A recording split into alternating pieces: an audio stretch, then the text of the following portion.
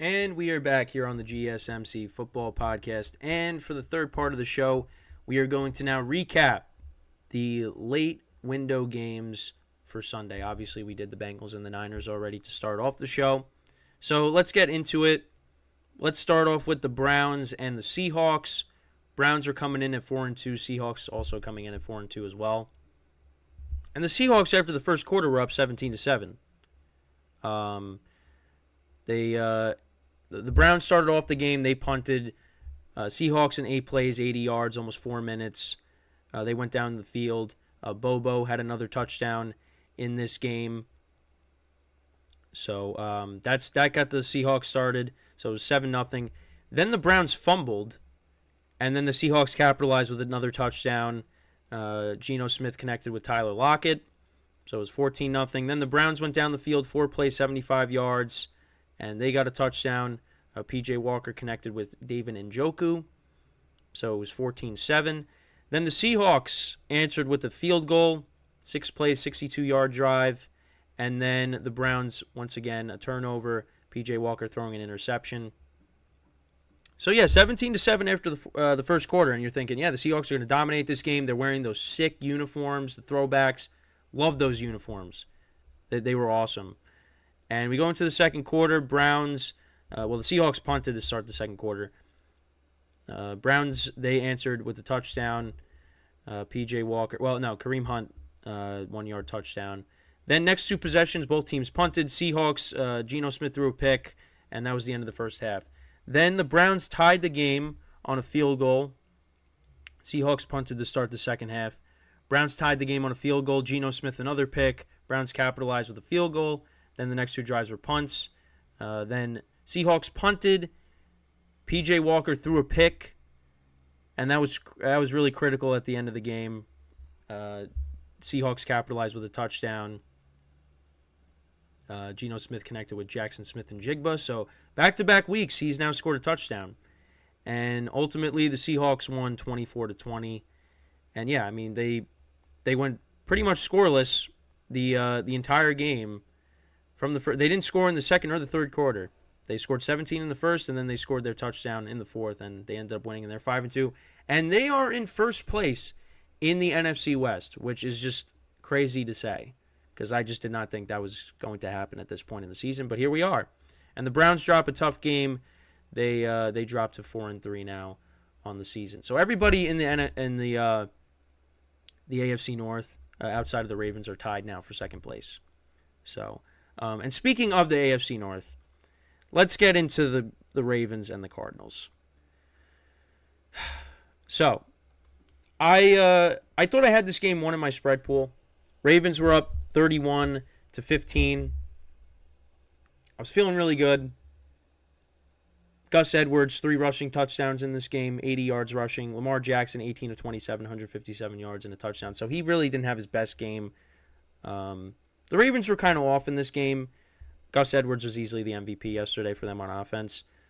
Justice Hill and Mark Andrews were tied for 40 receiving yards. Mark Andrews had a touchdown in this game. But yeah, the Ravens kind of struggled offensively in this game. But, they won the game. They forced some turnovers in this game as well. But, yeah, so it was 31-15. So the Ravens started off the fourth quarter with a field goal. So they were up 24-7 in the fourth quarter. Cardinals answered with a touchdown, got the 2. So it was 24-15. Then the Ravens answered. They went up 31-15. Now, I was in sole possession of first place in my spread pool. So then the Cardinals, on their drive, after the Ravens got the touchdown, Gus Edwards' third touchdown, they got a touchdown. That was to Trey McBride. They went 10 plays, 75 yards, 1:37. And, it was Trey, right? It was Trey McBride. Oh, no, this was to Marquise Brown. I think McBride had a touchdown in this game. Yeah, he did. Yeah, he actually had a really good game. 10 receptions for 95 yards and a touchdown. For fantasy purposes, that was great. Because I had him in a few leagues. I picked him up, and he was great. Marquise Brown had 6 for 33 and a touchdown. So they get the touchdown. Now, I'm like, just don't get the 2-point conversion because then the Ravens will still be covering. They didn't get the 2. So now they go for the onside kick.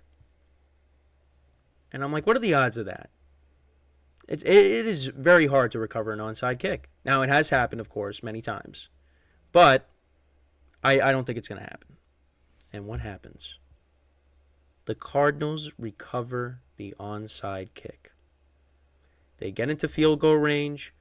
Prater at first misses the field goal, but the Ravens called timeout to ice him.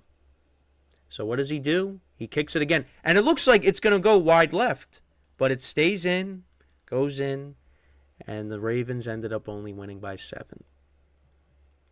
So I have no chance of winning the week in my spread pool. I still have a chance, though, to win in the one that I've been doing for a decade. But it's going to come down to a tiebreaker.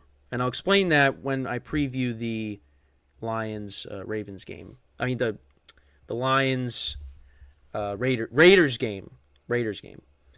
So, yeah, the Ravens, I was not happy yesterday. Because I have never won a week in all my years of doing spread pools. I did win, I came in second place and third place in both spread pools last year. But I have never won a week. And I'm trying, after all these years, to end that. And I thought Thursday's loss was bad with the Bills. The backdoor against the Bucks backdooring against the Bills was bad. This might have been the worst backdoor cover that I've ever had to deal with in all my years. Seriously. I mean, the Cardinals in the fourth quarter, they scored 17 points. Ravens were up 24-7. But you know what? The Ravens, they improved to 6-2. Cardinals dropped to 1-7. Kyler Murray actually might be playing soon. Yeah, he was a full participant in practice, but he's going to be held out at least one more week, and then they might bring him back. Josh Dobbs, 2 touchdowns and 2 picks yesterday, 208 passing yards, 25 of 37. DeMarcado was their leading rusher, and McBride was their leading receiver. So, yeah, I mean, the Cardinals, they were pretty much getting dominated this whole game. And listen, like, ever since that win against the Cowboys, like, it really went downhill. Because they really just, I mean, they've been playing better teams. And they just, then they play the Browns in Cleveland next week. Home against Atlanta, which actually is winnable. So, yeah, I mean, right now, they got one of the worst records in football. So, you got Kyler coming back, so we'll see what they do with that. If he plays, obviously they don't want to bring him back when he's playing, to go up against the Browns, who have a really good defense, which hasn't looked really good the last couple of weeks.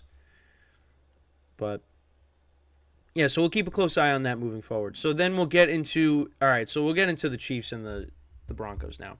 So a couple weeks ago, obviously these two teams met in Arrowhead. I picked the Broncos to cover. They didn't do that. So this week I was like, all right, well, I'm going to take the Chiefs. And what happened? Broncos won 24-9. The Chiefs were awful in this game. Turnovers were a problem. Mahomes had 2 picks. They fumbled the ball a couple of times. Sky Moore dropped a touchdown. Now, Mahomes also was coming off of having the flu, which I didn't know until, yesterday, because he had it really bad, leading into the game. But he felt better for the game. But he was bad. And this was his first loss against the Broncos. The Broncos finally snapped that losing streak against the Chiefs. The last time they won, it was 2015 against when Peyton Manning was the quarterback. So, the Chiefs just were awful in this game. Kelsey, of course, was their leading receiver. They really didn't run the ball. They only ran the ball for 62 yards. Isaiah Pacheco was their leading rusher. As for the Broncos, Russell Wilson had 3 touchdowns, only passed for 114 yards. Javonte Williams had 85 yards rushing. The Broncos as a team ran for the ball for 153 yards. Jerry Jeudy had 2 receptions for 50 yards and a touchdown. Sutton had a touchdown in this game. Javonte Williams had a receiving touchdown in this game as well. Yeah, Broncos improved to 3-5. And suddenly, they don't look like the worst team in football. The defense, played well. I mean, they cashed in on the Mahomes turnovers and guys fumbling. It's just a mess. It was just a mess. This is a very bad loss for the Chiefs. But are we worried about them? I mean, I'm still going to say no.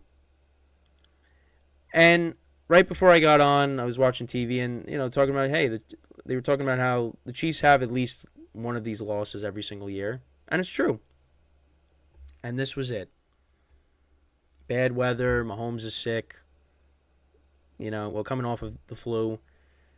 But it's those games, though, it just makes you wonder why they happen. Like, just nothing went right for the Chiefs in this game. Every time you thought that they were going to get it going and they were going to come back, just something happened.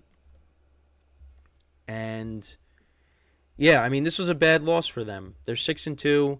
I mean, they're still going to win this division. They're going to be one of the top seeds. I'm not worried, but this is the bad Chiefs. This is a bad Chiefs game because we've seen this.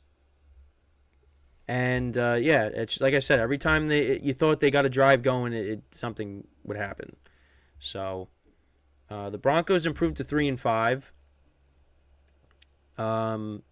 Obviously, I still don't look at them as a very good team, but I mean, now you're 3-5. I mean, it looked like you were gonna have one of the worst records in the NFL, and you might end up finishing with the more respectable record now. So we'll see. But yeah, so that's the recap for that game. And then last night's Sunday night game, I mean, the Chargers dominated the Bears, which you figured that was going to happen. I did, honestly. Because, I mean, listen, the spread was a lot. Everybody's like, oh, I take the Bears. I mean, the Chargers haven't been that good this year and all this, and Herbert hasn't looked good. And Chargers dominated. They did. And listen, the Bears had their opportunities. They really did. I mean, Tyson Bagent opened up the game with that big throw, that long pass to Darnell Mooney. They didn't cash in. They didn't get any points out of that. And yeah, he finished the game with 232 passing yards, no touchdowns, 2 picks. They couldn't run the ball. They were trailing pretty much the whole game. Cole Kmet actually ended up being their leading receiver. He caught all of his targets, 10 of them, for 79 yards. And then as for the Chargers, Justin Herbert was great, 31 of 40, 298, 3 touchdowns, no picks. They really didn't run the ball. Austin Eckler was the leading receiver. He had 94 yards receiving and a touchdown. Keenan Allen had 69. And yeah, Chargers win. They improved to 3-4, and they play the Jets next week on Monday Night Football. So we'll see how that game goes. But yeah, that's pretty much it with all the recaps. So with that, we are going to take our final break of the show, and then when we come back, we will now preview the Raiders-Lions game for tonight. And that will wrap up the show for today. So stick around, and we'll be right back here on the GSMC Football Podcast.